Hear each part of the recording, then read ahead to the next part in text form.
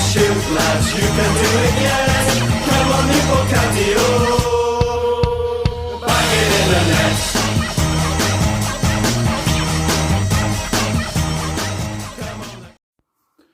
Hello, Taff's Word, here we go. Recording this one the day after Shrewsbury. To be honest with you, I'm still not ready to do this video. I wasn't ready yesterday. I had a few people come up and talk to me specifically about Hugh Jenkins, specifically about certain players in the squad or the lack of quality in the squad. It was too emotional, too much of an emotional, kick in the bollocks kind of day to really answer the questions right. And to be honest with you, I'm not ready to answer them now, but I feel like if I put myself on the spot and do this video now, I'll talk, and I'll just talk, and what I really truly feel in there will come out. So yesterday, were we crap? No, I don't think we were crap. Were we lacking? Yes.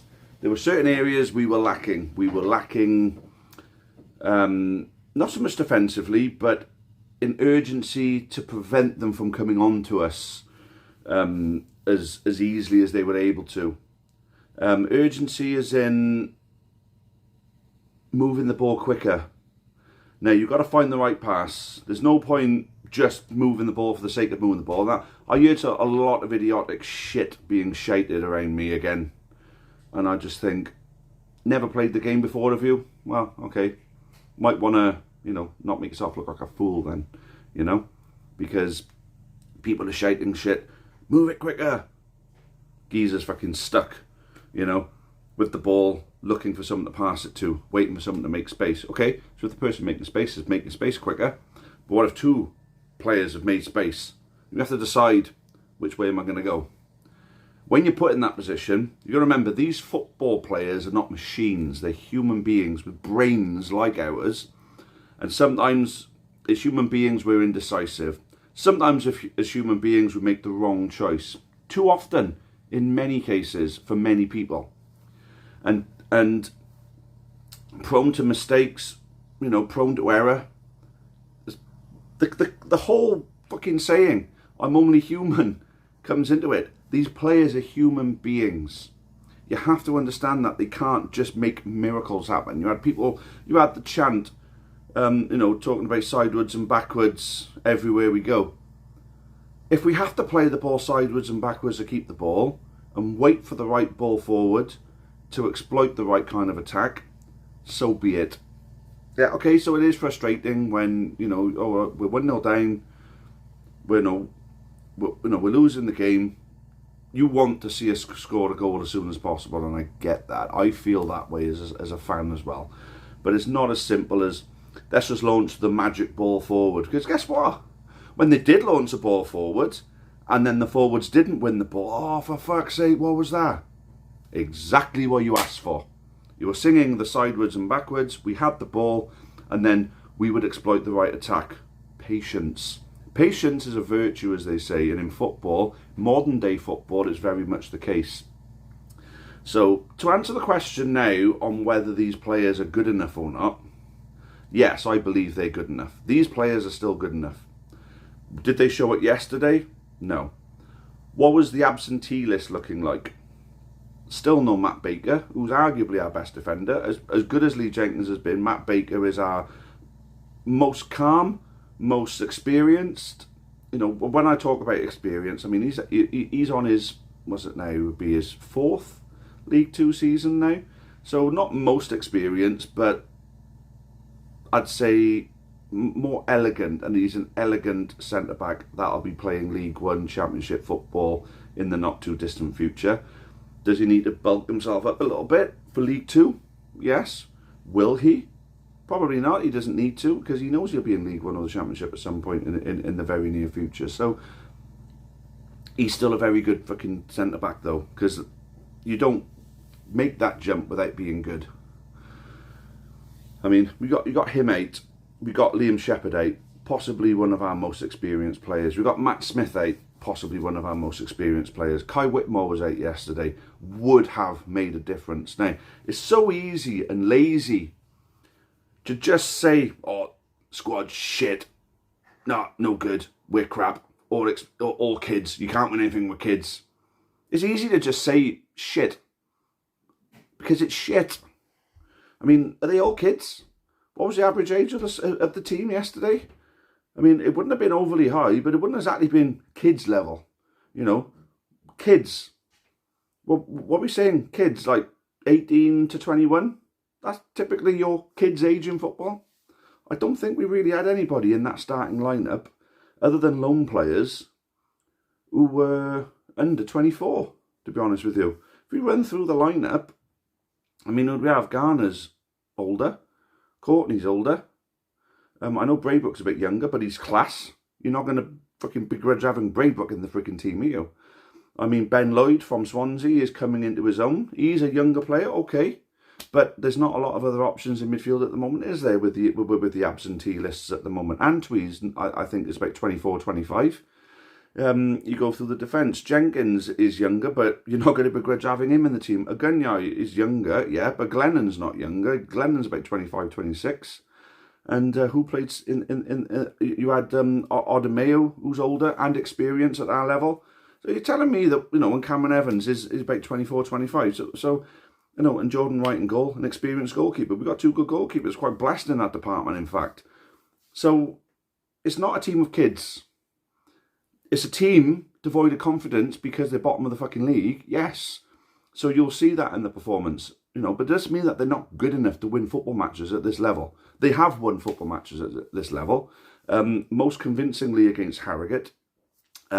I saw the win against Crawley, where we had Matt Smith and Liam Shepherd in the team. Looked very different with the two of them as part of it. They're apparently not far away. A week or two. Matt Baker's a week or two. Tom Davis could be back very soon. That's another absentee from yesterday. So, I mean, just put things into perspective. We're missing players at the moment. Good players. Players who played well this season. And yeah, okay, the performance wasn't great, but it certainly wasn't bad. Even Shrewsbury. I've seen plenty of their fans saying, to be honest, I thought Newport were a decent team. You know, I'm just really glad that we got the win. And the difference between, you know, Shrewsbury, who are underperforming, but still a capable team, because they have shocked with a few with some decent results this season, but they've been poor for the larger part. But they did just come down from the division above. So there is quality in that team. There's just a lack of confidence and a lack of, I don't know, I suppose you could say the manager's not exactly, you know, the best of things for them. Maybe they need somebody who can get better out of those players, you know. But I certainly don't think they were the worst team that we've played so far this season. I think there's teams above us who we've played who Shrewsbury were better than. You know, they actually played quite some good football at times. I thought we played some good football at times. I don't think we're the two worst teams in the division by any stretch. I think there are far worse teams. I think Accrington are worse. I think Harrogate are worse, for example. We still haven't even played Oldham and Barrow yet at all. Or Bromley. I know Bromley are doing well, but they're one of those sort of Jekyll and Hyde teams. You know, I think that their games would be winnable. Talking about winnable games, I put a list together. Now, I think I've got it here. I hope this is the right list now. I started just jotting some things down. So I'm going to mention the manager first, but the last bit of this video was going to be about Hugh Jenkins, but the manager's gone. I like David Hughes. Was he the problem? I think for big parts of it, yes, you've got to say he's the problem. By saying he's not in any way the problem, you know, it's just a way of attacking Hugh Jenkins. Now, Dave Hughes has picked the lineup, he's picked the formation, and in a lot of cases, you know, it was the wrong lineup or the wrong formation or the wrong substitutes being made at times. Dave Hughes is culpable for this. And I said he should have gone after the Swindon game because I wanted someone with fresh ideas who could maybe re-energise the team ready for the 3 games that we had, you know, the Accrington, Harrogate and Cheltenham games. I mean, thankfully, we still come out of that with 6 points. But obviously, we come off the back of that now and it's sloping downwards even further. Thankfully, we're through the next round of the FA Cup, and it means that there's a little bit of money in the pot that could potentially be used in January to reinforce the squad. And that's the thing, we do have another transfer window left. So I'm going to touch on the transfer window, but I'm going to touch on the games that we have left. So I've categorised from all the games that we got into a winnable category.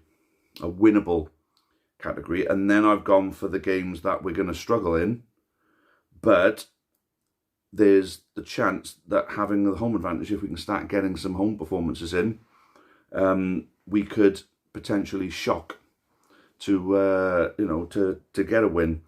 And then even with that, I think there's a point or two in some of the away games potentially if we turn up.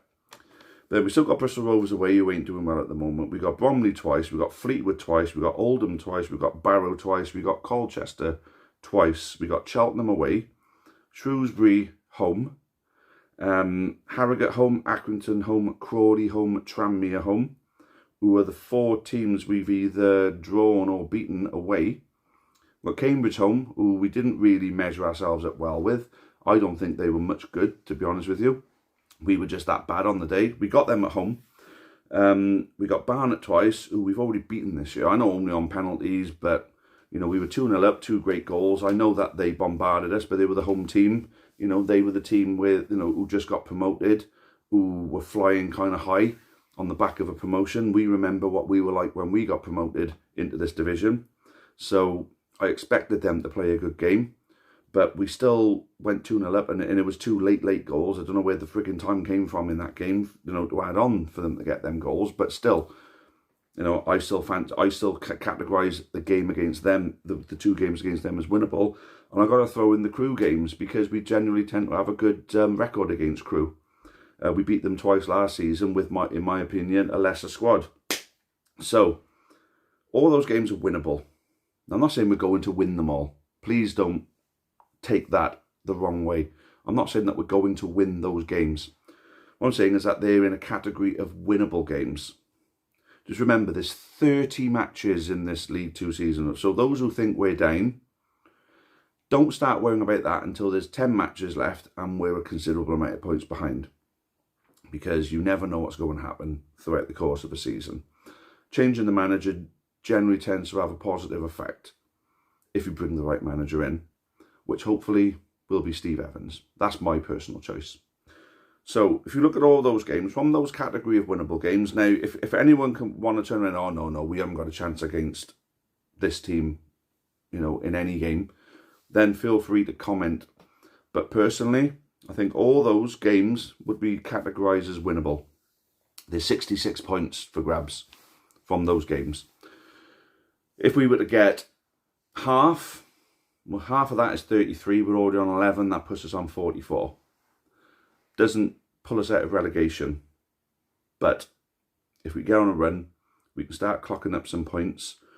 I think that there's no reason that from that crop of games we can't get 40 points. So from 66, I think there could be 40 points there, which puts us on 51, which saves us. 50 points is the oracle.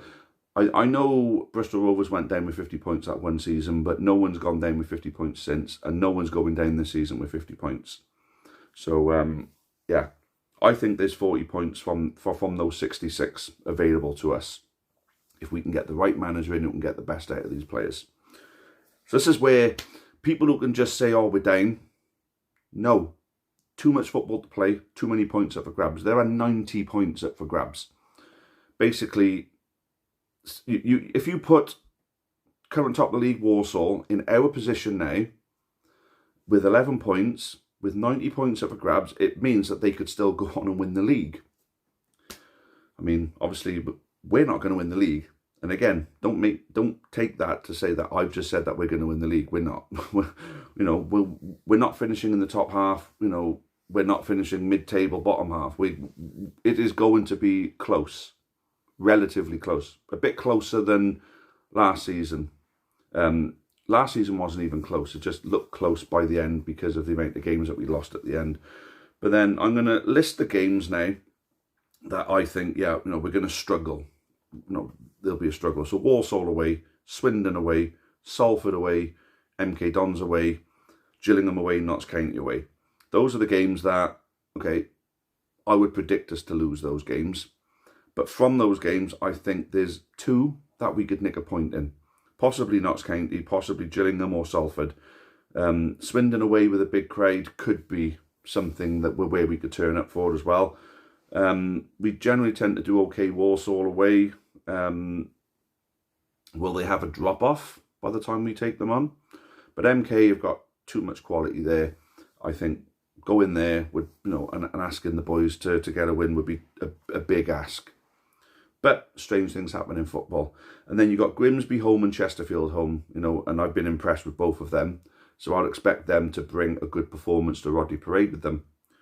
But those are the kinds of games that Newport County come out well with a good crowd and the right kind of performance. So would you say that from that crop of fixtures, there's potentially 6 points there? Even if there's 5, even if we say 5 points from there, and even if you say there's only 34 points from that first crop of fixtures, that still puts us on 50 points. So I'm not making bold predictions on who we're going to beat. I'm categorising games as winnable and categorising games as expect the worst. Those games, there's 30 of them left. There's 90 points up for grabs. From those 90 points, we need to stay up. We need 39 from 90 points. Can we get that? We absolutely can. I've gone through the squad again. I've gone through, the points are up for grabs. I've gone through where certain things could be failing, where injuries are costing us. I still think that individual errors have cost us 5 points this season already. I think that refereeing mistakes have cost us a minimum of 4 as well. A minimum of 4 so far this season.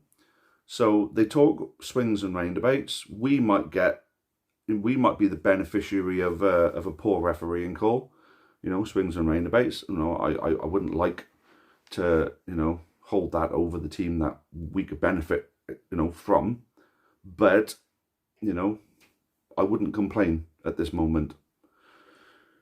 So I'm trying to sort of explain that there's a lot left to play for. There's a new manager coming in. We don't know who it is yet. If it's the right call. Hugh Jenkins has a good record of hiring a good manager. Well, back at Swansea he did. So far, he's made 2 hires for Newport County, and both of them have been failures. I think his next appointment, law of averages, he could get it right. He has to get it right, simply, to be honest with you. I mean, everyone's talking about National League. Don't talk about the fucking National League until we're mathematically out of contention for staying up. Don't talk about it. Running the players down. Is that going to do any good? Going to have an adverse effect. Get behind them, encourage them. These are the players we've got. I can't put it in any simpler terms. You're angry, you're frustrated, taking it out on the owner. Is he going to go anywhere? Is he fuck? If he goes somewhere, we've got a bill of whatever we owe him, around about 2 million. You can't afford that. And the thing is, I'm going to end it with Hugh Jenkins now. I asked someone the question who was banging on at me, and he was adamant, Hugh Jenkins had done nothing for this club. I don't care what videos you've done in the past or what justifications you've made for him. Hugh Jenkins is no good for that club and he needs to go now. Yeah. I mean, there was a lot of hate for Hugh Jenkins yesterday. And, so a lot of hate for Hugh Jenkins.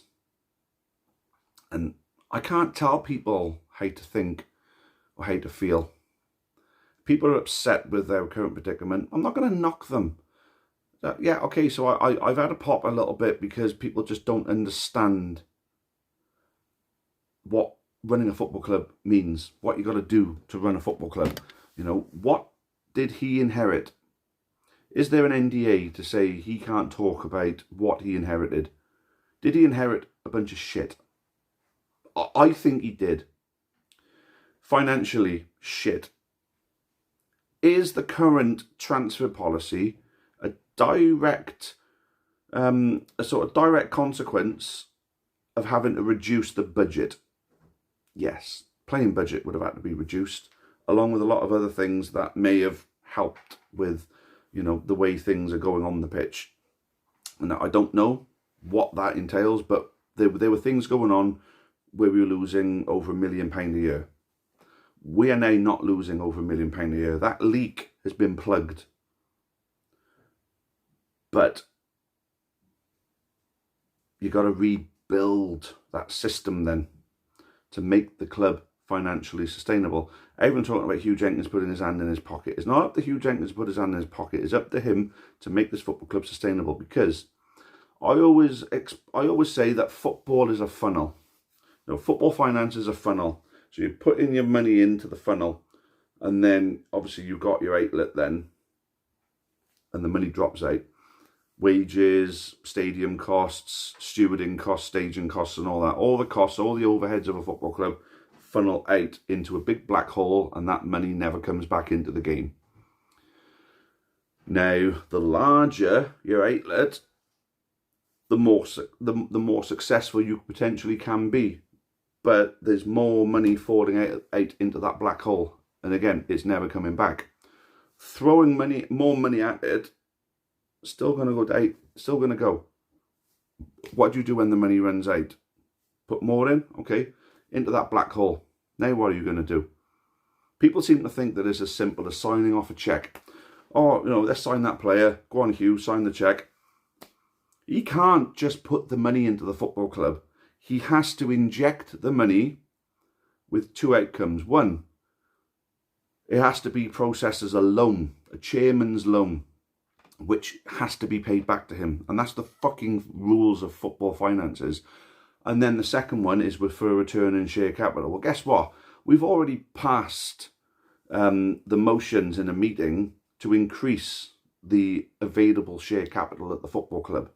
So there is money there to be invested. Whether Hugh has done that to increase his own holding in the football club, to absorb the money he's put in, potentially that could have happened, which means that we're not in his debt, which means if he wanted to sell up now, tomorrow, he could sell up without, you know, there could be any debt. But that's a hypothetical. I don't know if that's the case.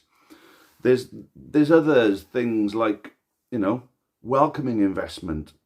They said that they can't talk about it. There's a period of due diligence, and I'm going to say there's like, you know, non-disclosure agreements and things like that are signed. You can't talk about an ongoing, you know, work of investment. You can't talk about it. All you could do is say that when there's something we can announce, we'll announce it. You know, we knew Hugh Jenkins was coming in because we had to have the meeting where we voted for him in the first place. And people bought into what he was offering. People don't like what he's doing now. But I can't see anything that he's doing now which he didn't say in that meeting. Is there anything he's doing now, or is there anything he's not doing which he said he was going to do? I can't find anything. People want him out. Look, if you don't like the way the football club's being run, then fine. But tell me now, how could it be any different? Okay, a better transfer policy. When you're working with a budget, you sign up all these experienced players, they cost. Harrogate could only put 3 players on their bench yesterday. And we're in an injury crisis, and we filled our bench. And we had players on the bench who theoretically could have altered the game. Who, for me, yesterday, did alter the game. When Camwell come off that bench, the game swung in our favour, but we couldn't capitalise on the possession that we had in their half. We couldn't. You know, I don't know why we just didn't have it in us. But Camwell changed the game. We had a substitute that changed the game. And we had other subs on the bench that potentially could have done that. But, you know, they didn't. But you get what I mean. We're not in a position where we could only name 3 substitutes, because Harrogate used up all their budget on players who will command higher wages because of their experience. Now, I'm not saying experience is a bad thing, because of course it's not. Experience is a very, very important thing. You have to have the experience in your team.